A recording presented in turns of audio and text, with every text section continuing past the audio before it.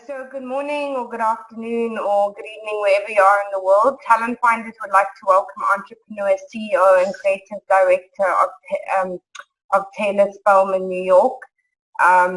So welcome, Taylor. Thank you very much. I'm excited to be here for morning, noon, or night, wherever you're from. For me, it's morning. Yes. So firstly, congratulations on all your incredible achievements. So can you please share with us how your entrepreneurial journey started? Yes. So, I guess there could be two different answers of how my entrepreneurial life started, but the first thing that I did was I launched an interior design firm when I was 23 years old. It was the only interior design firm that catered exclusively to men. So we kind of only did bachelor pads. And my thinking was that, here I live in New York City, and all these men, had great clothes and a great watch and shoes and went to a, great school and good job. And then you got back to their apartment and it was just like everything came to a screeching halt. Yeah. And I was like, okay, wait, why are they so pristine and together in their day-to-day, but their home is the one piece of the puzzle that's missing? Yeah. So I figured that that was probably an untapped market, and that was true. It worked out great. And I sold that company about, 4 or 5 years ago. I should figure that out. And then I started my own just sort of regular interior design firm called Taylor Spellman, New York. Amazing. So you have a passion for both, for the creative, both for your love of the art and founding your own interior design and staging firm. Was this a natural and organic process for you? Yeah. So when your first question was kind of when did your entrepreneurial spirit kick in? Yes. And I guess my original spirit was I was a dancer growing up, and I went to a performing arts high school, and I would teach dance all the time, and that's how I made my money, and I never really was working for someone else. I was just kind of going in and teaching classes, and then I ended up moving to New York to study dance with, it's a dance company called Alvin Ailey American Dance Theater. Yeah, they're amazing. They're an amazing dance company, yeah. Yeah, and it was interesting for me because when I was in my little hometown in Connecticut, I thought, oh, wow, I'm such a great dancer. But then you come to New York and you're dancing with Alvin Ailey, and all of a sudden, kind of shifts your perspective on talent. Yes. But for me, I love that because I love competition, and I personally have always preferred to be not a big fish in a small pond. I don't really like to be the best in a place where there's no competition, because what's the point? Exactly. In terms of growth and, pushing yourself and everything. So being trained in dance so seriously for, the majority of my early life, it really helped because not only was I kind of, dance kicks your ASS. It really, it really beats you up mentally, physically, emotionally. And that was really good training to come to New York and then go into the world of business, because I kind of tried to figure out, all right, what am I passionate about? What do I enjoy? Which was interior design. And I still wanted to do something creative because, I'm more of a creative person, and dance gave that. But the training element and the discipline that I received from that helped me in the business world. Amazing. That's so. Obviously, you live in one of the most exciting cities in the world. Obviously, New York City, which is also a highly competitive city, and obviously you're in a highly competitive industry. So, what would you say makes you unique and separates you from your competitors? I guess two things. So the first thing, again, going back to the dance training, because of that, I have a really thick skin. Yes. I can take a lot of criticism. I can take a lot of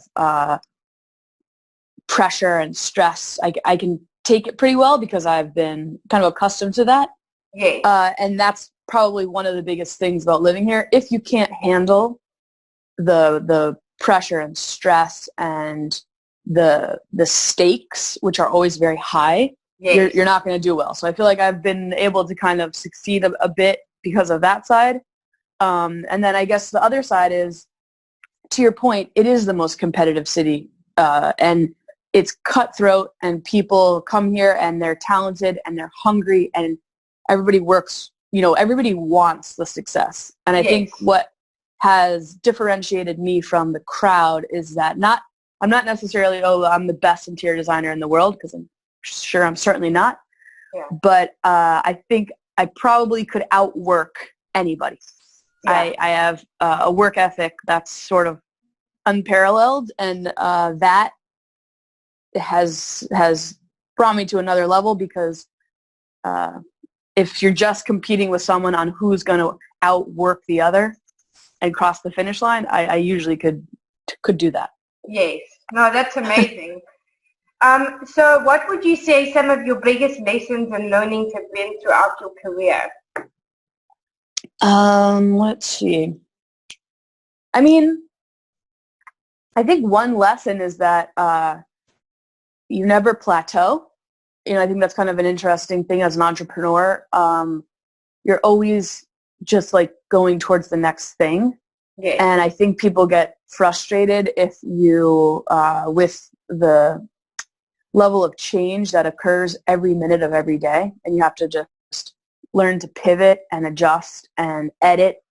And I think some of my employees throughout the years get like kind of thrown off, because if you really are in this business, which also this business that I'm in is interior design and staging in New York City. So if you can imagine running like several moving trucks throughout the city every day, obviously a lot of things are going to go wrong every minute of every day. So that's kind of it's like a production lesson. Every day, right? It is. It's a big show. Yeah. And that's a good life lesson too, because I feel like people sometimes look at me and they're like, well, why aren't you reacting? Or, you don't seem excited, or you don't seem so upset. But that's because in a way I've trained myself to just sit somewhere in the middle, because as an entrepreneur, you have to, I read a quote once, and it said something to the effect of, as an entrepreneur, you have to train yourself to have higher lows and lower highs, because you have to stay in that middle area, because if you go with the high or you go with the low, you're always going to be completely out of whack. Absolutely. And emotionally, you'd just be like off the reservation. Exactly. You'd just be insane and be drinking wine in the corner, which of course I've done for sure. But yeah. So your client-centric focus is bold and electric, showcasing the personality of the inhabitants of the spaces you create. Can you please share with our audience your process, and what does this mean for people that don't know? For people that don't know what their style is? Yeah, no, well, the people that don't know like your process, or, what it means, or like, your whole process. Yeah. Yeah, I mean, I think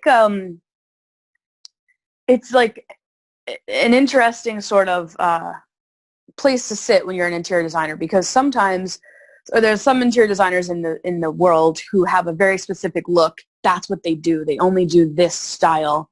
Yes. And, if I'm going through a magazine, I could know who the designer is before I even go read the name, because the style is so, tailored to the particular person.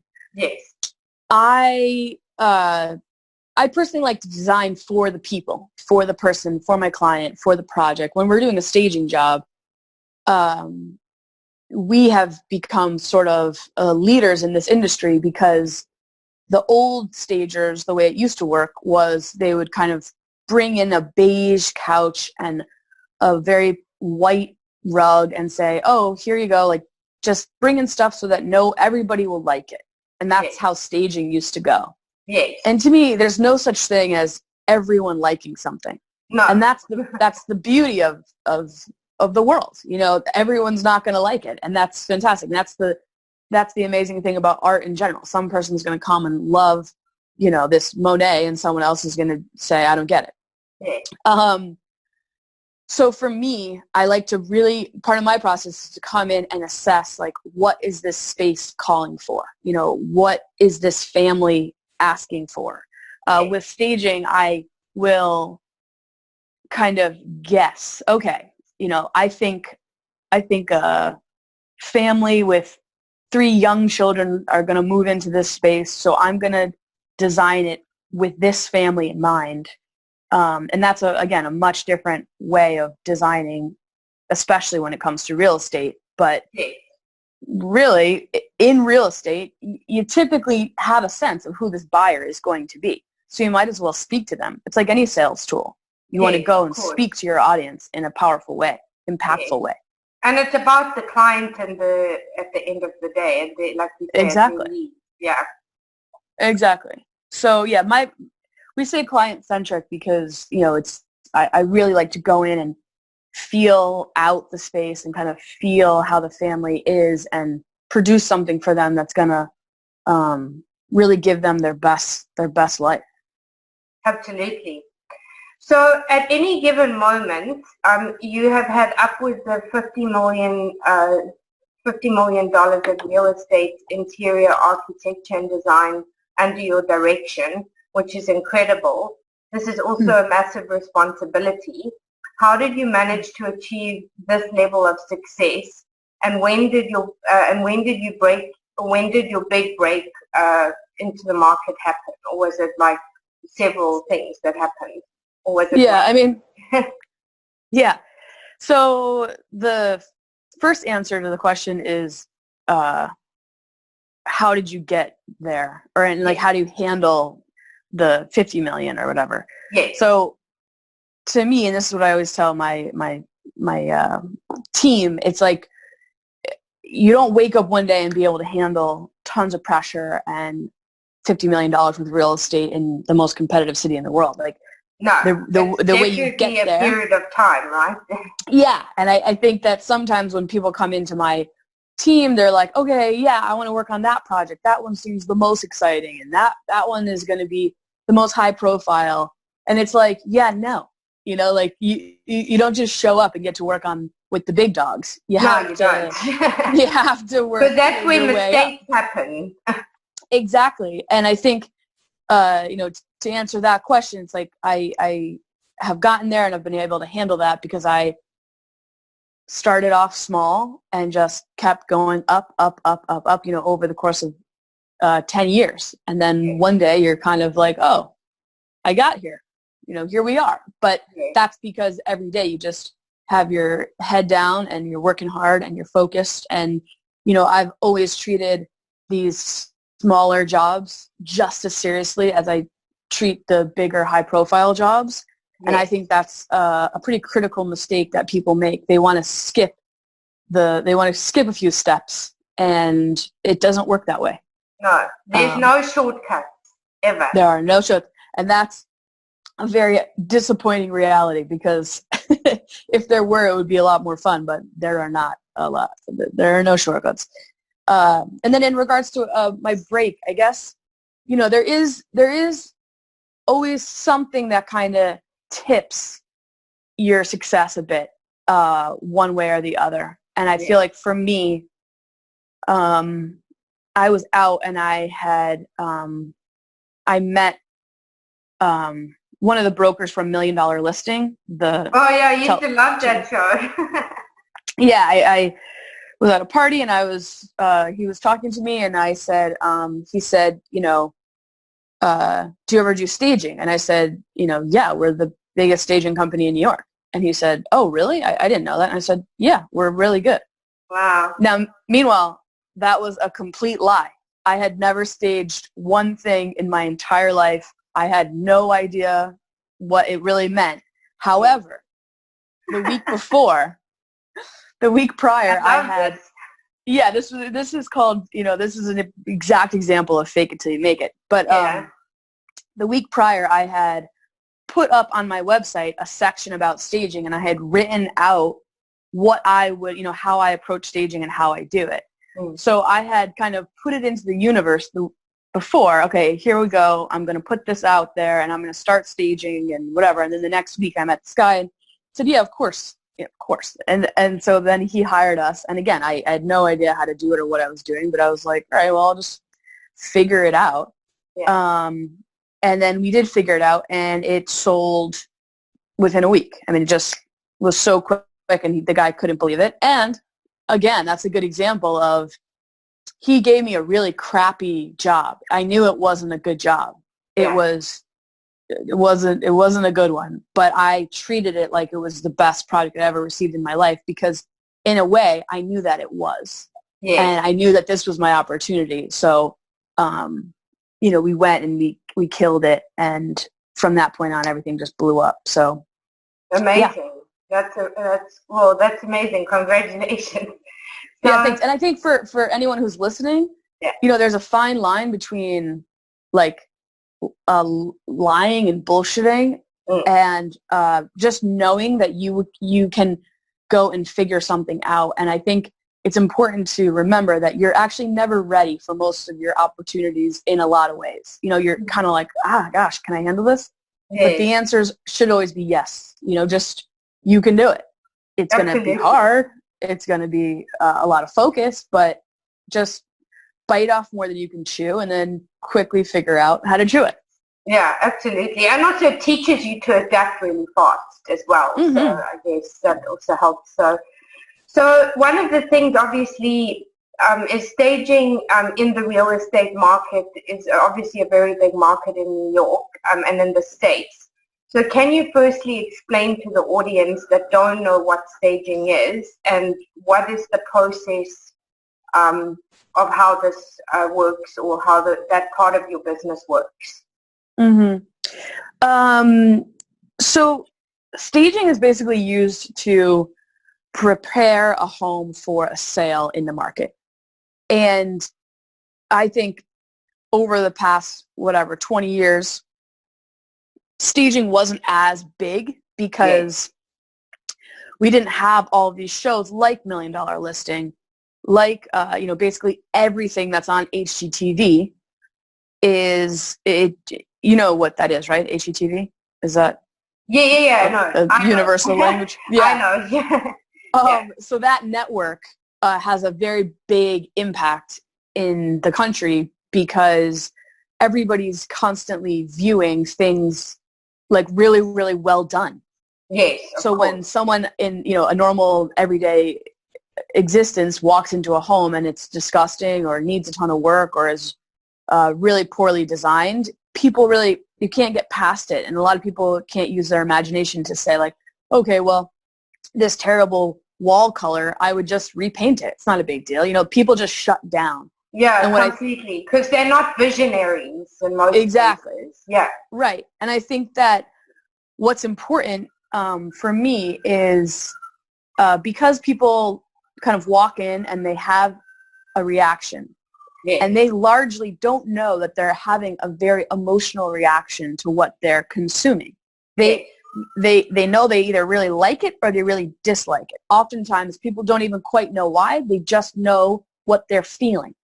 So the way I design is to capitalize on their feelings versus, all right, let me just drop off this couch and a coffee table and put up this piece of art on the wall that means absolutely nothing. I'm thinking, how am I going to hit this person's heartstrings when they walk in the door? Yeah. And heal the home, heal the space.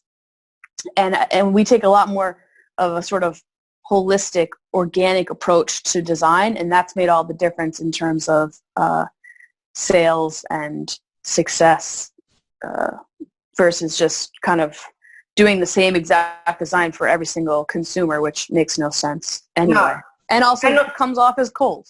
Exactly. And also, I guess it also helps create a better energy in the home when you're in that process of selling.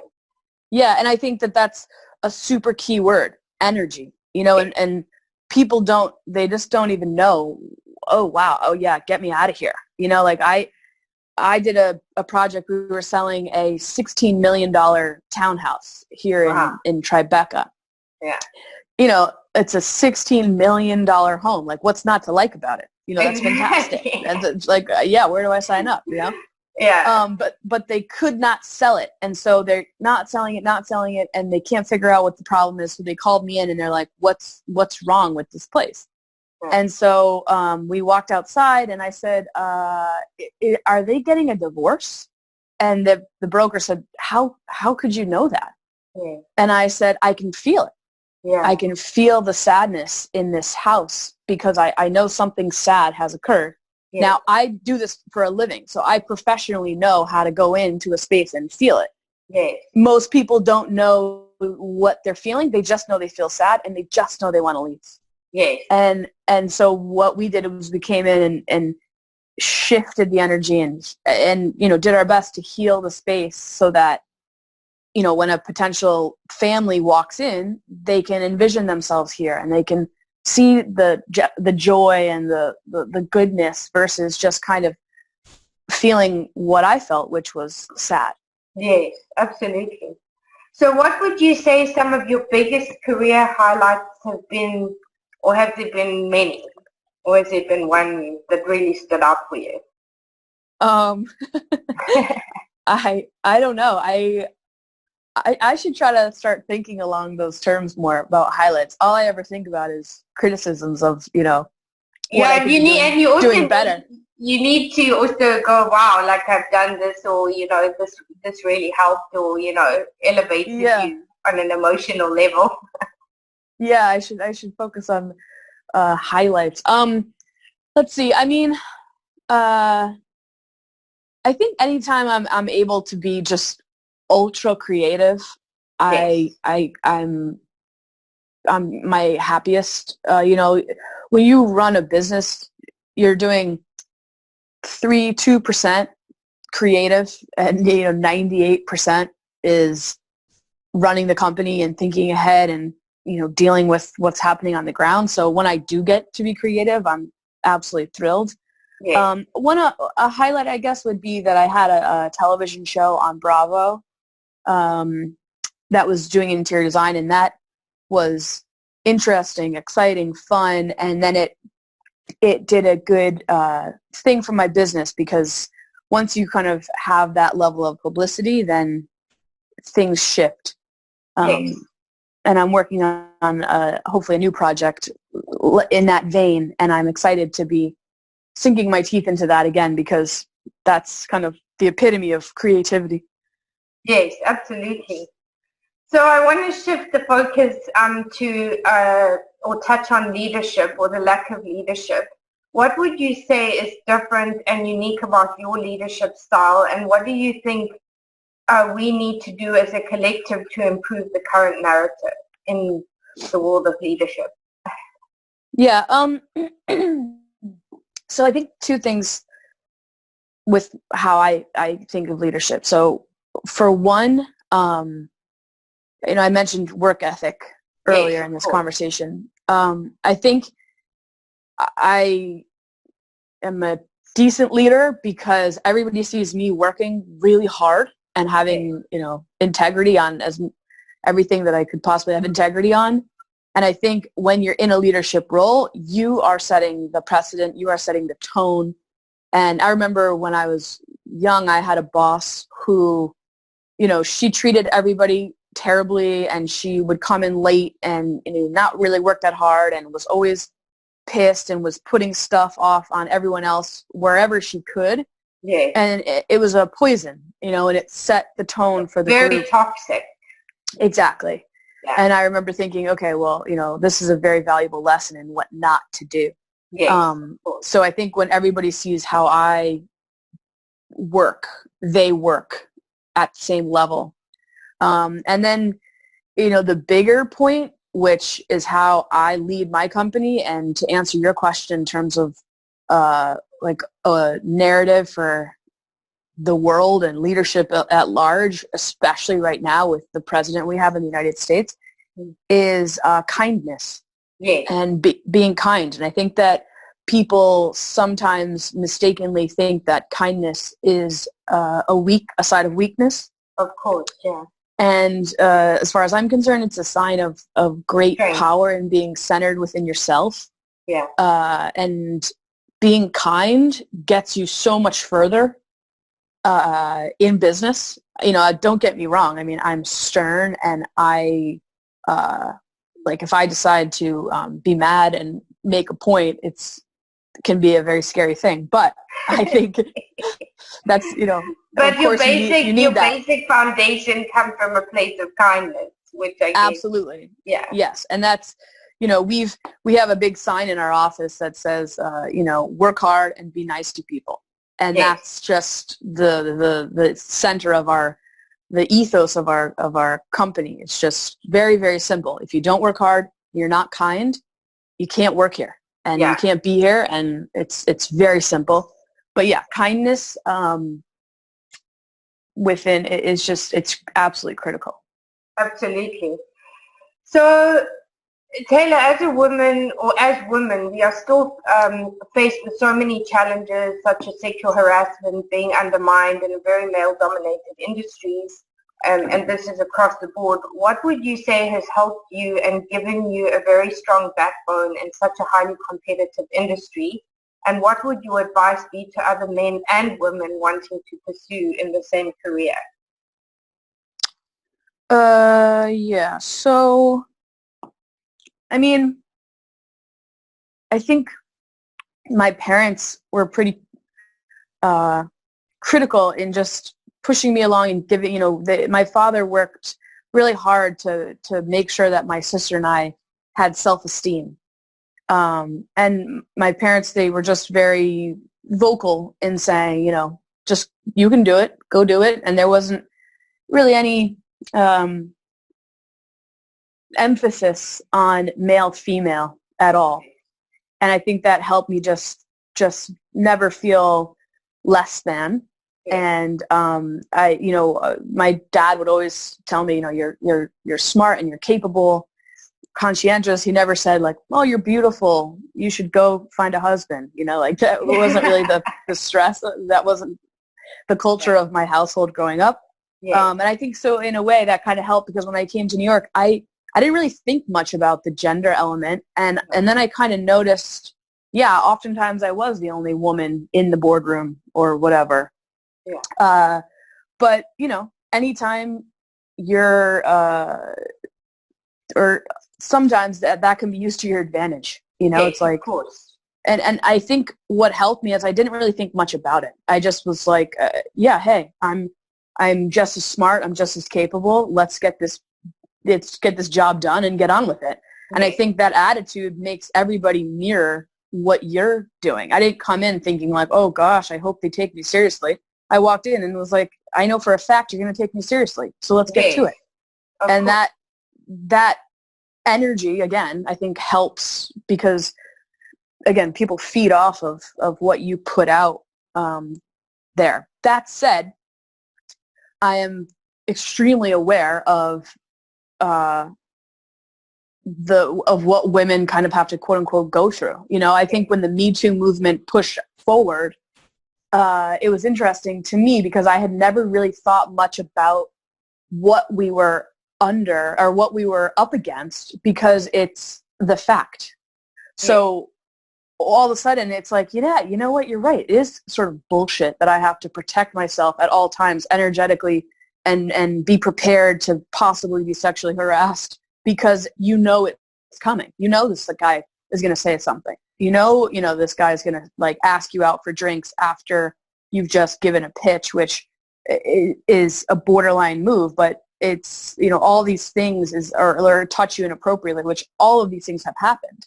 Yeah. And the Me Too movement was like, oh wow, yeah, like that's crappy that I have to always be thinking about that. But again, the status quo was, well, yeah, of course you're going to have to deal with that.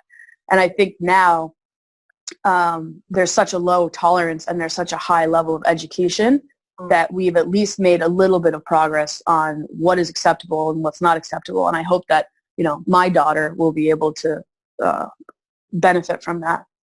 Absolutely. So, going back to your firm, so your firm specializes in concierge level project management with TSNY. Team of designers, contractors, and architects directing each phase of the project or production conception to completion. So at the top level, commercial, residential, and new development, each project is a massive undertaking with, I'm sure, many risks. But also along the lines, can you share with us more about this, and typically how many projects do or can you take at any one time?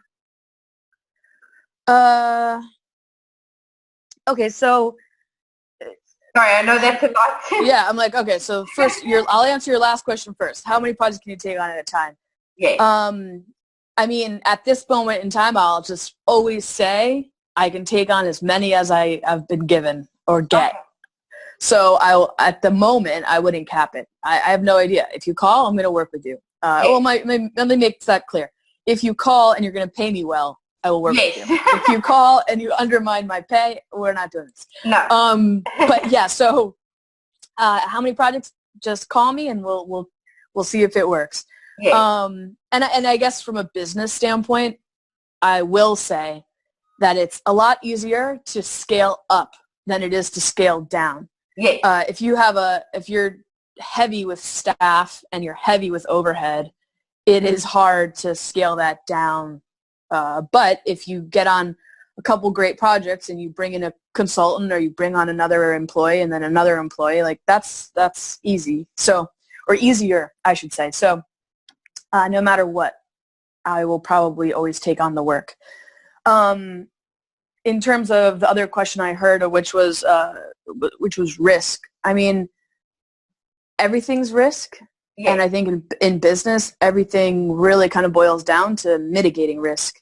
Yeah. And I've made the mistake before of having way too much exposure. I had too much exposure on how many employees I had, controls. I didn't have a lot of systems in place for a period of time because oftentimes you don't know what you know until you know it.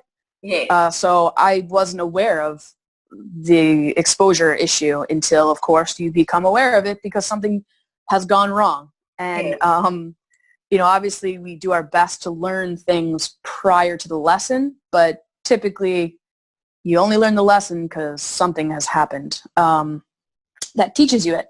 So now we have really streamlined the business. Everything has a system. Everything has a check and a balance. And, if something goes wrong, right now I can pinpoint exactly what happened and I can pinpoint exactly who's at fault. And I think that that's helped the business a great deal because before it was kind of like, I don't know what's happened. Where are we? And it's like, no, you can't run a business that way. No. And then I guess as a overarching point, I would just say make sure you have really good contracts in place and really good insurances in place because you don't want to get insurance after the bad thing has happened. No. You want the insurance right at the top. So, yeah. Absolutely. So, on a lighter note, you've obviously featured in some top-level publications and like the New York Times, Elle Decor, The Real Deal, and Architect Digest, just to name a few. Do you believe that this has created more opportunities and helped you open, other doors within your career because of the features in the media? For sure. I mean, in this day and age, it's pretty hard to get press because, in the old days, all you had was a magazine or a newspaper. I mean, now it's like we're just inundated with every single thing on the internet and Instagram and so on and so forth. So anytime you do get a call out, it's a pretty decent boost. And I think really you don't typically get tons of business from the piece of press itself, I've noticed. But what you begin to gain is clout. Yes, and that's what I say to people, credibility as well. Exactly, credibility. And that, I mean, also in this day and age, like people are typically coming to you because someone has told you about them, or there's something personal touch of how they're getting to you. So a website is oftentimes used just for, as you said, credibility. Is this person a credible, real thing? You scroll through, you look at the body of work, and then you look at the press, and you say, oh, okay, great, here we go. So to be creating, that reality and that leverage, credibility, is critical and being taken seriously, and everybody wants to obviously be able to trust the person that they're about to work with, and that's key. So you touched on social media in the previous question. So social media has impacted us in both a positive and negative way. How has it impacted you and your business, and what do you believe we can do better in terms of using social media and these tools?